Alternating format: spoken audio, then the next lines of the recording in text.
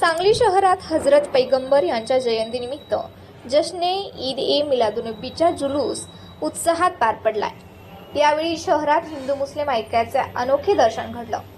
गणेशोत्सव निर्विघ्नपणे पार पडावा म्हणून मुस्लिम समाजानं आपल्या पवित्र सणाचा जुलूस पुढे ढकलण्याचा निर्णय घेतला होता। या संवेदनशील भूमिकेबद्दल समस्त मराठा समाज मराठा क्रांती मोर्चा सांगली यांच्या वतीने आज पैगंबर जयंतीच्या जुलूसात मुस्लिम बांधवांवर फुलांचा वर्षाव करण्यात आला।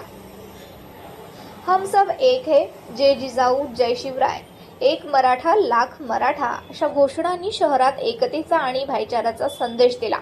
या प्रसंगाचे अनेक व्हिडिओ सध्या समाज माध्यमांवर व्हायरल होत असून सांगलीतल्या या उपक्रमाचे राज्यभरातून कौतुक होत आहे।